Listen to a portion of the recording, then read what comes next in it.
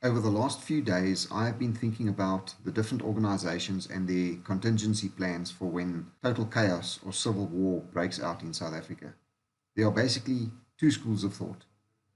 Firstly, I will deal with what I call the fight plan. Now, before I carry on, I must let you know that I will be naming two organizations in this video. I chose them because each of them use one of the two plans and are perfect examples to use. But there are many such organizations and they all have plans based on one of the two basic ideas of fight or flight. So let's carry on.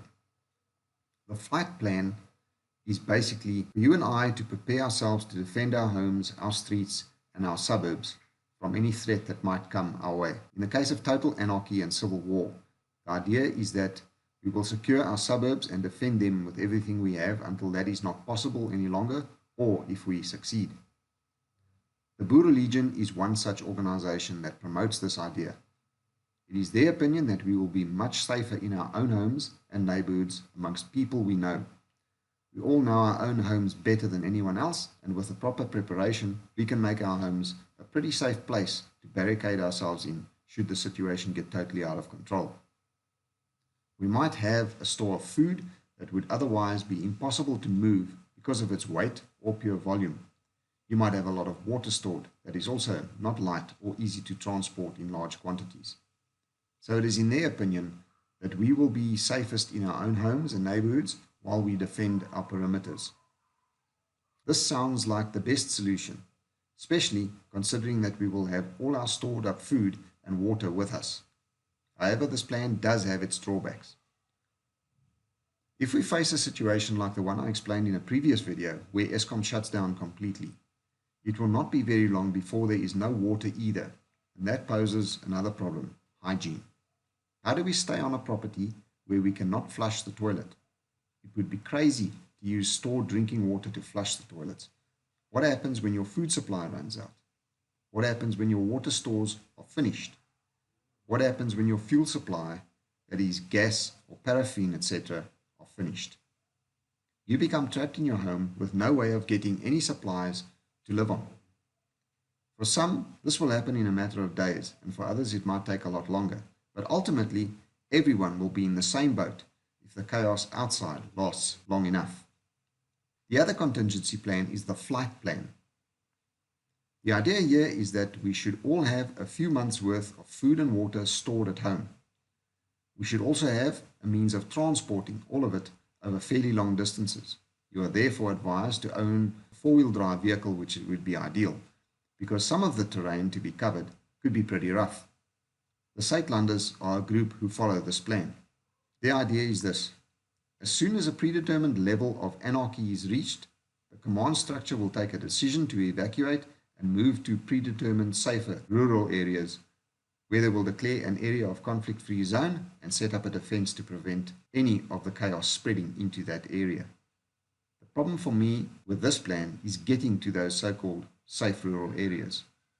People will be making their own way to designated meeting points, and from there will leaving convoys to the next point, etc., until they reach their designated safe areas. These convoys will mostly comprise of middle-aged to older people who might or might not be armed, accompanied by a few trained and armed leaders. To anyone with a little military training, it is well known that convoys are actually a very easy target for attack. I'm not going to go into any detail on how it is done, but believe me, a large number of people can be wiped out very quickly when traveling in convoys. These attacks could take place anywhere and would probably be performed by very large groups of partially armed and riotous mobs. My concern is, how would these convoys protect themselves from those mobs?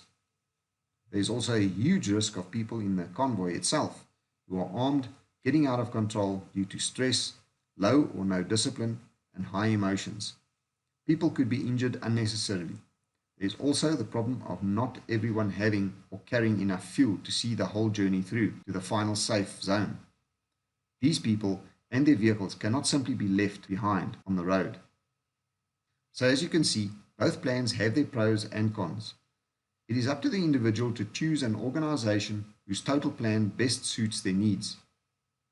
Now, the Boro Legion uses the fight plan, as plan A. And if that becomes impossible or impractical, they also have a flight plan B. So they have both plans in place. They can and do in effect cater for both scenarios. It was for this reason that I decided to join and support the Boro Legion. They offer regular meetings where training is given on a wide range of topics that are relevant to our cause, from preparing and packing an emergency bag to full-on survival and self-defense training. The Boro Legion is also very much involved in the USAF movement. That is the United Southern African Federation, who are responsible for launching the first independent new nation of Zuidland. The Boro Legion officially endorses USAF and will ultimately form the security and policing forces of Zuidland. They operate on a military-style chain of command and employ the same ranking system as the old SADF, which helps to maintain a good level of discipline amongst the members.